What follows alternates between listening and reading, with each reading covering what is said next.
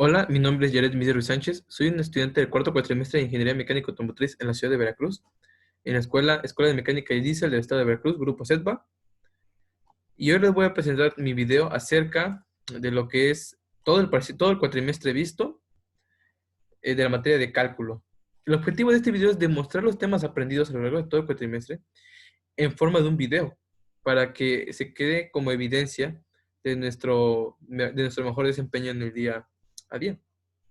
Comenzamos. Como primer tema tuvimos lo que fue los signos utilizados en las matemáticas, así como también lo que son los conceptos de igualdad y concepto de desigualdad. Estos tres puntos fueron a base de una investigación que nosotros realizamos y es importante saber cada uno de los conceptos y cada uno de los símbolos que se utilizan, ya que a partir de estas materias se deja ocupar muchas letras muchas palabras, perdón, para poner letras o significados, ya que los términos como por lo tanto, números diferentes, más menos, inferior o menor a, inferior o menor igual a, inferior o menor igual a, inferior o igual a, mayor o igual a, se ocupan este tipo de símbolos para no escribir toda la palabra. Y es por eso que es importante saber cada uno de los símbolos que nos representan. Tenemos el tema de desigualdades. Las desigualdades son importantes es lo que es el cálculo, ya que marca la base o la parte primordial para que nosotros sepamos de dónde parten las demás materias. Ya que actualmente el cálculo, como todos lo sabemos, el cálculo es la base fundamental de muchas de nuestras ciencias modernas y sobre muchas de las cosas que nosotros actualmente tenemos. Como tenemos aquí en la imagen, tenemos algunos problemas que nosotros resolvimos en clase y de tarea para lo que son conceptos de desigualdades. Cuando son conceptos de desigualdades no es más que despejar la letra Y o X, en este caso también se puede tener W, y darle un valor o saber cuánto vale mayor o menor a la cantidad que se tenía antes. Tenemos las inecuaciones cuadráticas. Las inecuaciones cuadráticas, como su nombre dice, son inecuaciones, es una contraria de una ecuación que nosotros tenemos que determinar para poder realizarla. Tenemos, por ejemplo, t cuadrada más 3t mayor a 40. Entonces, para saber cuánto vale la cantidad que es mayor a 40, se tiene que realizar o se tiene que realizar ciertos pasos para darle un valor que una cantidad sea mayor o menor, depende, mayor o igual o menor o igual que nos marca nuestro problema. Para eso son las inecuaciones cuadráticas. Tenemos aquí, por ejemplo, otro ejemplo de inecuaciones cuadráticas, pero llevado a la vida real, En este caso puede ser tanto casas como carros, como personas. En este ejemplo lo llevamos a lo que son productos enteros, pero que son mayores o menores. Todo referente a ciertas equivalencias intermedias para poder determinar qué es lo que nosotros queremos saber. Funciones. Las funciones son importantes ya que se les da una variable que nosotros determinamos. Las funciones se pueden ocupar tanto en matemáticas como lo que es nuestra vida diaria, en tiendas, en lo que es la parte de cuentas, matemáticas financieras, porque la función es una equivalencia que está con algo predeterminado, en función de, por ejemplo, se marca f de x o f de 2 o f de 3 ya que se puede hacer en conjunto se puede hacer en función del tiempo, de la velocidad, de la gravedad, no sé, del calor, ya que depende de algo para poder dar su resultado. Aquí, por ejemplo, tenemos un ejemplo que la función de beneficios en función del número de bolígrafos vendidos. Se puede ocupar, les digo, para poder sacar una equivalencia de cuántas unidades se venden, cuánto se gana, cuánto se pierde referente a nuestro negocio o una forma de una ganancia. Para saber también cuál es el que más nos conviene, cuál es el que menos nos conviene. Para eso sirven lo que son las funciones, porque como su nombre dice, una función está en función del tiempo, de la cantidad, del dinero. O sea, está predeterminado a, si esta tiende a cambiar, la otra también. Tenemos los límites. Los límites siempre van a ser la parte más pequeña que tienda a cero. Tal cual, si lo hacemos una línea recta, esa línea, los límites, disculpen, es la parte que más, es como si es la cantidad, el límite sin llegar a cero o sin llegar al número que nos está marcando. Puede ser 0, 1, 2, 3, -1, -2, -3. Es la cantidad más cercana a ese número. Los límites también se pueden ocupar para determinar lo que son funciones de derivadas, fórmulas de derivadas, pero también para saber qué tanto de nosotros estamos, si es llegar a cero, digamos, o llegar a ese número específico, o qué tan cerca podemos llegar a estar de esa cantidad predeterminada. Como podemos aquí ver la imagen, se tiene que tabular primero de un lado y de otra. Referente al número es más menos. 2, por ejemplo, es menos desde 2, desde hacia arriba, hasta el número cercano a 2, y viceversa. Bueno, en este caso es menos 2 y viceversa. Igual que en este mismo ejemplo, tenemos un límite de 3. Se va desde el -1 hasta el 3 y desde el -3 hasta el 3. Y continuamos con lo que ahora sí nos empieza a llamar la atención, que es el cálculo. Todo esto que vimos fue más para saber de dónde viene el cálculo y tener en bases fundamentadas qué es lo que se tiene que hacer y todas las partes, bueno, como su nombre dice, como lo acabo de decir, la base de lo que nosotros queremos ver. Pero aquí es donde empieza a partir el, el qué es el cálculo. El cálculo el cálculo diferencial o cálculo infinitesimal es una parte que Isaac Newton decía que podías ocuparla para darle una respuesta al universo, a algo físico, pero Leibniz lo llevó más a lo que fue el campo matemático, el campo de la investigación, más no de la experimentación. Ese lo llevó Newton, que fue en la famosísima pelea de los dos, la famosísima pelea del cálculo. Pero como podemos ver, tenemos aquí las derivadas, en el cual nos dice que cada una de las funciones cada una de las fórmulas de la derivada nos ayudará a determinar alguna parte o algún concepto que nosotros querramos saber. Gracias a las derivadas se puede calcular tanto fórmulas como diferentes tipos de resistencia de materiales, como ejemplos en en el día a día de la física, ya que física y otras ramas también es importante decir que también otras ramas ocupan el cálculo, ya que actualmente el cálculo es la base, como lo dije al principio, es la base de todo lo que nosotros tenemos actualmente. Tenemos igual, aquí tenemos ejemplos de derivadas que nosotros con las fórmulas que fuimos realizando, las fórmulas que tuvimos a lo largo del todo el cuatrimestre fuimos haciendo. Y al final de cuentas, las derivadas no son tan difíciles, al contrario, son muy sencillas. Llevarlas a cabo y saber cada una de dónde viene, pues sí sería lo complicado. Pero una vez sabiendo ocuparlas, digamos, aunque no sabemos de dónde vienen tales fórmulas, como alguna vez determinamos la del logaritmo natural, que fue un poquito complicada, se vive con límites precisamente, pues realmente ocupar la simple fórmula es muy sencillo. Y vamos con integrales, que las integrales, como su nombre lo dice, queremos integrar, queremos juntar, queremos armar otra vez, o famosísimas antiderivadas, ya que es todo lo contrario de una derivada. Una derivada es como si agarráramos un plato y lo rompiéramos, se hacen miles de pedazos. Una integral es agarrar esos platos y volverlos a juntar. Es lo contrario de una derivada. Por eso es que en la integral se pone el más c, más constante, ya que en la integral hay partes pequeñas que son constantes, que se quedan perdidas, bueno, no se quedan perdidas, pero sí se eliminan o se ocupan en otros términos a lo largo del tiempo, a lo largo del proceso de la derivada.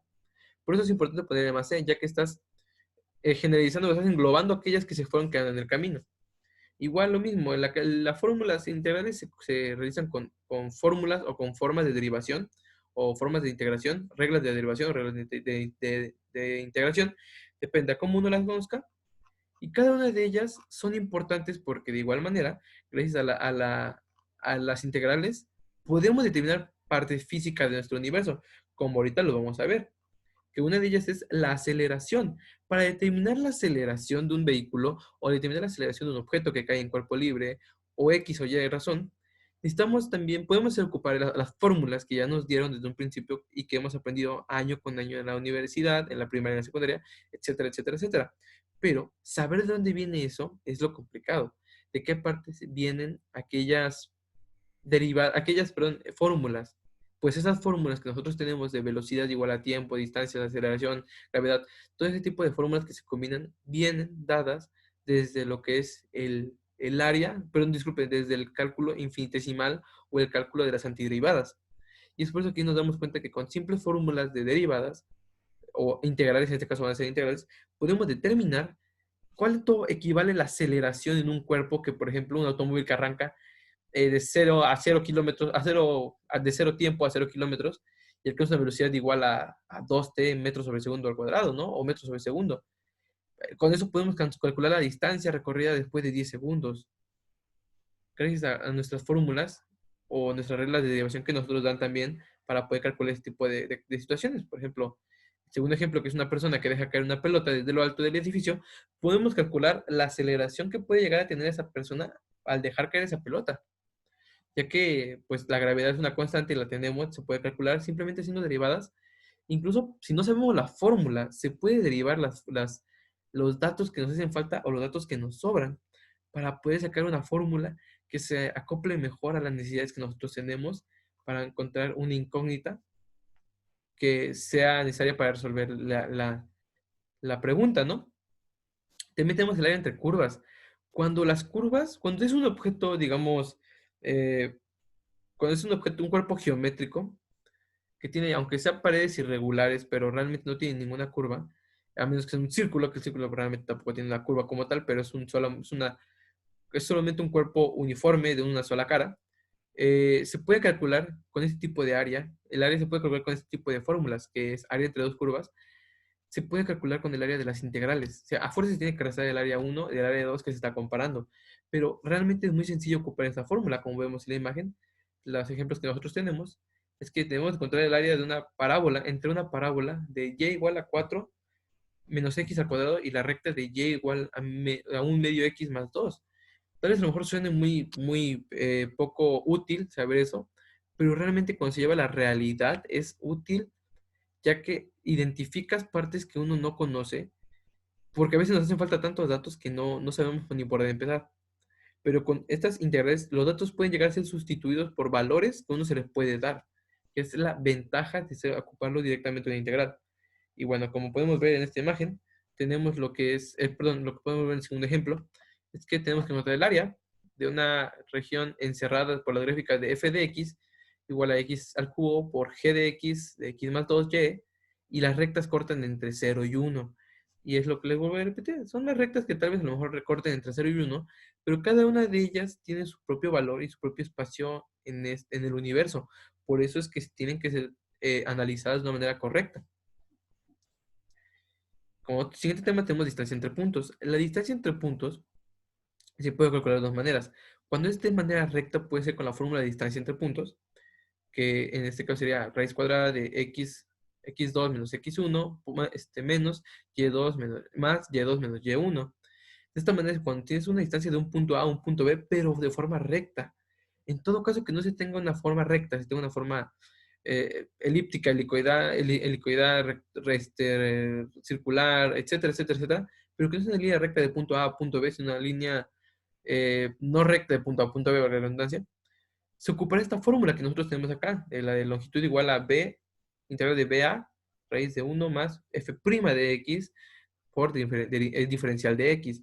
Entonces, cada una de las fórmulas que nosotros tenemos han sido ocupadas para casos especiales, casos específicos que tal vez no pensemos que sean necesarios, pero cuando uno se da cuenta que puedes calcular, no sé, la distancia que tú puedes recorrer de una casa u otra, o que un vehículo recorre, qué distancia recorre un vehículo de un punto A, que es tu casa, a un punto B, que a lo mejor puede ser un supermercado, y sabes que en ese lugar no, no es una línea recta completamente. Es un lugar con curvas, con subidas, con bajadas, con baches, donde tienes que ir frenando, acelerando, frenando, acelerando, y cada uno regulando la velocidad. Con ese tipo de fórmulas se puede calcular qué distancia quieres calcular a cada una de ellas referente a donde va a ir el vehículo.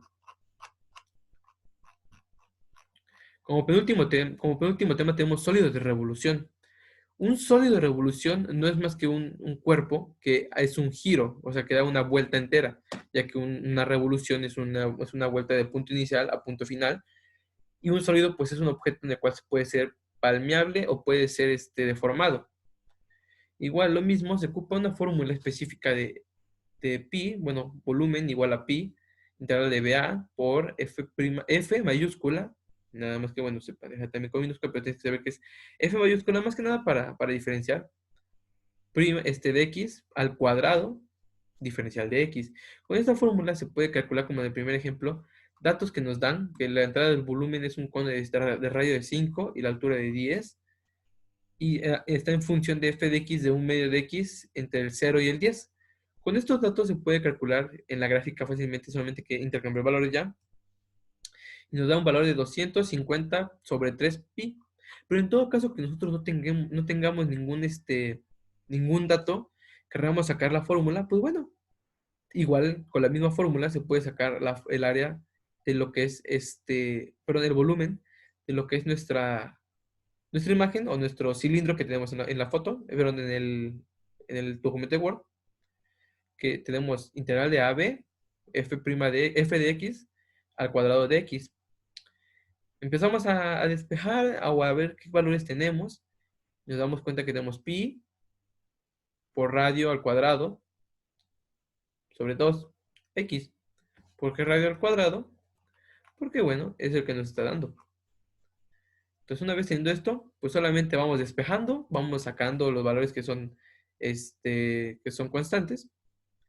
Y bueno, poco a poco lo vamos a ir sacando hasta que nos da el pi por radio por 2 altura. Ese es nuestro volumen. Esto es para sacar nuestro volumen de esta figura. Y por último tenemos el tema de trabajo, que el trabajo, como ya venimos recordando, el trabajo es hacer una acción que requiera energía. Entonces, el trabajo podemos encontrar que es realizado por 5 newtons de fuerza al desplazar un objeto de 10 metros. Lo podemos trabajar con la fórmula de W, el trabajo, igual a fuerza por distancia. Pero en todo caso que no tengamos la fórmula, se puede ocupar, o de donde también llegan a partir las fórmulas, como les vengo reiterando siempre, a partir de lo que es nuestra integral de trabajo igual a BA por f de x por diferencial de x. Si se dan cuenta, es casi la misma de siempre, pero solamente se cambian los valores que nosotros quisiéramos saber o quisiéramos conocer referente o dependiendo de qué procedimiento ocupemos para realizarlos. A fin de cuentas, de una u otra manera nos va a dar a 50 joules. Y bueno, por ejemplo, ya para concluir, aquí tenemos el último ejemplo. Estos dos, el último sería un resorte de una longitud de 1.2 metros. Si se necesita una fuerza de 35 newtons para hacerlo 0.5 metros, ¿qué cantidad de trabajo será necesario para estimularlo desde su longitud natural hasta su longitud de 1.5? Esto es mucha mecánica de materiales. Si se dan cuenta, estamos poniendo a prueba la ley de Hooke. Como tal, la ley de Hooke nos dice que un cuerpo al ser deformado tenderá a perder su posición inicial y puede llegar a fracturarse y a deformarse de manera permanente. Entonces, aquí podemos analizar cuál es la cantidad de trabajo necesaria para estirarlo desde un punto a otro. Y de igual manera, teniendo los datos y teniendo nuestras fórmulas, solamente tenemos que sustituir y nos diría que para estirarlo, para todo lo que nos está pidiendo que tenemos que estirarlo a 3.15 joules. Y bueno, eso fue todo por mi parte. Mi nombre es Jared Miguel Ruiz Sánchez y espero que les haya gustado.